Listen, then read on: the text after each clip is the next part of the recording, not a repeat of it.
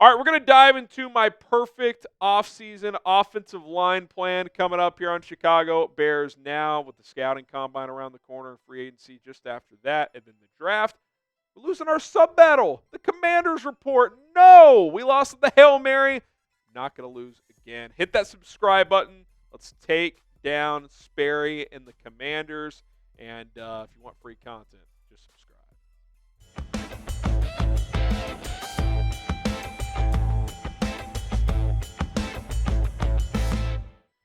All right, I'm Harrison Graham, and on today's show, I outline my perfect Bears offensive line plan. That, I think, is realistic enough. Like, I'm not trading for the 5 best offensive linemen in the league or anything like that. So that's my plan today, a little 5-stepper for you guys.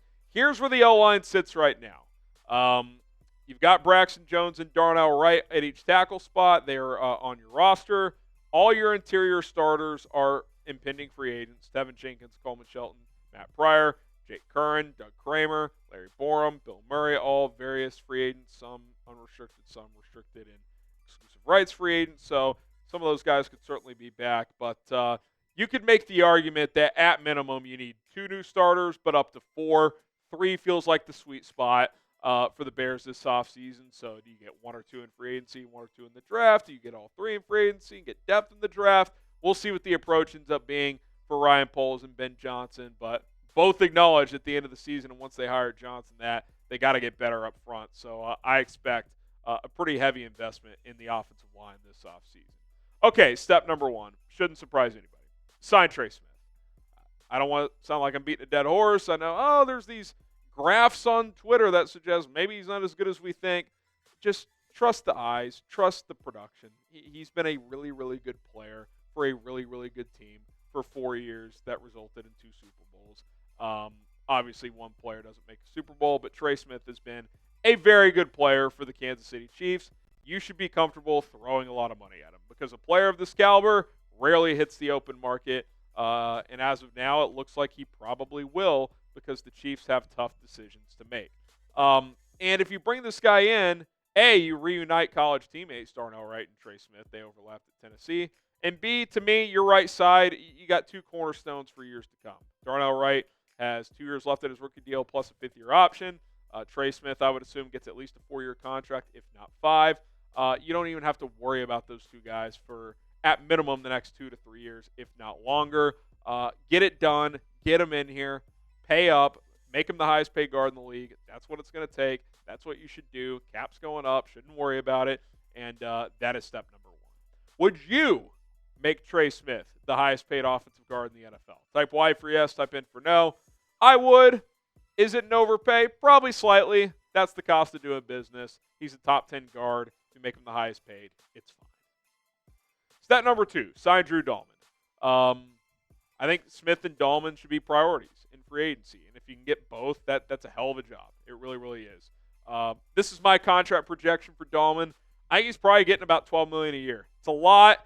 This is probably a bit more of an overpay than Trey Smith, if I'm being honest, because there's only 32 centers in the league that start, and Dalman, he's probably a fringe top 10 guy.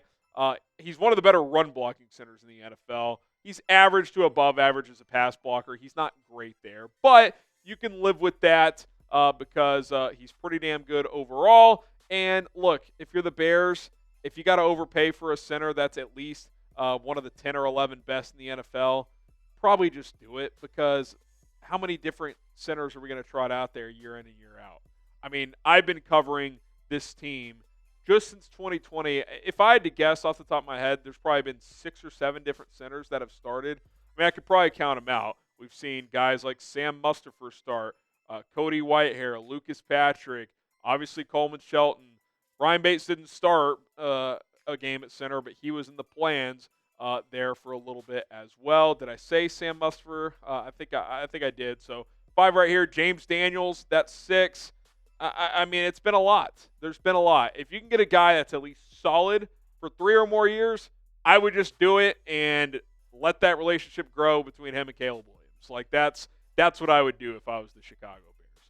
Subscribe if you want full Bears offseason coverage. We're talking the draft. We're talking free agency. We're taking your questions. We're going live 2 or more times per week. We're publishing 2 or more videos per day. Tons of coverage. Trade rumors as well. Don't miss out. We got you covered. Okay, number 3. Draft Will Campbell. I'd say it's probably a little less than 50-50 he falls to number 10, so you'd have to have backup plans. Tyler Booker could be that. You could go Armand Mimbo for that. You could take a Kelvin Banks. There's other options. I think Campbell's the best of both worlds because I think he's just really safe, and I like that you could kind of have a long-term plan with him from a positional standpoint. I think if you get him at 10, it's a home run pick. I'd grand slam, like, if Mason Graham was there, that would be unbelievable. That's very unlikely. Campbell, I think there's at least a decent chance that he gets there. So I think it'd be a home run pick based on what you need and based on value as well, just in terms of the big board at the top of this draft. And what would be nice is probably you would start him at left guard his rookie year. And he's got the versatility to do that. And then, if Braxton Jones isn't your long-term answer, we'll get to him into this conversation as well. Will Campbell can kick out there in 2026. Hell, if you just think he's a stud left tackle right away and want to start him there, okay, cool. Then you plug and play someone else at left guard, or maybe Braxton Jones plays inside, although I don't think he has an anchor to play guard, so you would have to figure out what your plan is for Braxton Jones. But the point is, Will Campbell can do different things, and he gives you versatility and options in terms of the cliche phrase of let's get our best 5 out there. He'd probably be a better left tackle than Braxton Jones, but if you're playing your best 5, Braxton Jones at left tackle, Will Campbell at left guard, that's probably an easy way to accomplish that in 2025. Who is your dream target with the number 10 pick? Look, like if Abdul Carter was there, I would take him. But dream that is still at least somewhat realistic among the guys that continue to be rumored in that range. You're talking the Will Campbells, the Ashton Genties, a Michael Williams, an Armand Mimbo, a Kelvin Banks. Whoever the case may be, let us know who that player is. All right, step 4. I would re-sign Matt Pryor. I thought Matt Pryor showed a lot of guts, improvement, selflessness in terms of doing whatever the team asked. I'm not as high on him as PFF was. I mean, if you just take PFF's raw grades, those are starting level grades. I think he's a low-level starter, serviceable starter, good backup because he could play every single spot in the offensive line except center. I think he's a better guard than tackle. I think last year proved that. But in a pinch, he could be your swing tackle. He's an excellent backup guard. If he has to start, like, say you lose a guard for a month and he has to start, you're not, like, panicking over that. Like, this isn't Mike Caliendo in the Super Bowl against the Eagles who has no chance to block somebody. Like, Matt Pryor can at least hold up, right? Like, I thought he did a pretty admirable job last year. Is he perfect? No. Can speed guys beat him? Yes. But as a top backup, a number 6 offensive lineman, I like that with his versatility. And this is noteworthy. If you really watch the Lions close, what did they do a lot? They would bring a 6th lineman onto the field, especially in the red zone and on the goal line, quite a bit. Dan Skipper played a lot for Detroit. I think Matt Pryor could be that guy where, hey, let's bring in an extra lineman. Hey, let's line this guy up at fullback to blow someone off the ball. Like, he could do, Johnson, I'm talking about, creative things with Matt Pryor, an extra offensive lineman, and you would just trust him to do the job. Like, you're not worried about him not knowing what to do. So I like the idea of bringing him back. It shouldn't cost too much money. Now, maybe some team signs him as a starter, and if he does, hey, good for Matt Pryor. Like, I'm not bringing him back to be a surefire starter, but as a top backup, yeah, I like the idea of that. And then number 5, I would draft an offensive lineman, specifically a tackle in this scenario with upside. Day 2, early day 3. Kind of like the Bears did with Kiran Amegadjie last year. Ideally not a small school guy, though. Like, I'm looking at this crop of players. Guys that'll be available on day 2 or day 3. Maybe 1 or 2 of these guys sneaks into round 1. But, like, Ariante Ursary, we've taken him in a couple mocks. That's a guy. Go compete with Braxton Jones. If you're not ready as a rookie, you could be a backup. Cameron Williams probably needs a year to redshirt, but really talented kid with a lot of physical tools. Go be a backup, get in the Dan Rochar program, and maybe you compete for a starting job in 2026. Ozzie Trapillo, interesting guy at right tackle. Anthony Belton, interesting player as well. Emory Jones, who had a really bad season and did not look good at the Senior Bowl, but maybe on day 3, just get him into your building and try to develop him. coming into this 2024 college football season, he was viewed as a potential first-round pick. I don't know what happened at LSU this year with him. Obviously, Will Campbell is still viewed as a first-round pick. Jones is not. Again, I don't know what happened. But clearly there's talent in there somewhere. If you get him in like the 5th round, I think you could find a diamond in the rough there and a guy who maybe is a starter down the road, or maybe you kick him inside to guard. I thought his foot quickness was kind of slow this year. Regardless, I would like, in this scenario of following all the steps that I went through, of getting one of these guys to compete/develop as a tackle in 2025. So there you go.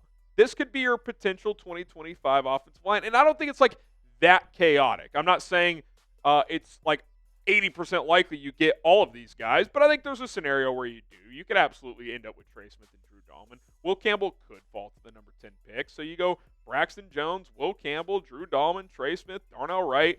I think we would all agree that would be a huge upgrade from left to right from what you had last year. Kiran Amegadjie, I know people are still curious about him. Maybe you let him compete with Braxton Jones, compete at guard as well. He'll have a healthy offseason this year. Jordan McFadden, who they brought in as well, he could be a backup. Ryan Bates, I just penciled him in. Maybe Coleman Shelton is back. Maybe you draft the developmental guy to back up Dalman. You also have Ricky Stromberg. He could be the backup. We'll see. Matt Pryor. And then I put day 2, 3 pick, kind of that last bullet point we were talking about, developmental guy at the tackle position. Okay, grade this potential Bears O-line. If that's what ended up with something along those lines, especially the starters, how would you grade it? A, B, C, D, or F? I mean, that feels like a solid B unit. And like, if this year the Bears have a solid B unit, like, I don't know, the 14th, the 12th best offensive line in the NFL, that's ascending, especially if a rookie who's getting better, and you still have guys like Darnell Wright getting better. Maybe by 26, 27, you got a top 10, top 8 unit in the NFL. Like, give me top half this year. Give me a top half of the league offensive line, B-minus group, hopefully better, but better than what you've had in several years. I think we would all be pretty happy about that. Okay, be sure to follow me on social media at HGramNFL on Twitter, at HGramNFL on Instagram. DMs are wide open. I'm posting content on those platforms as well, so don't miss out on any of that. My name is Harrison Graham. See you guys over there.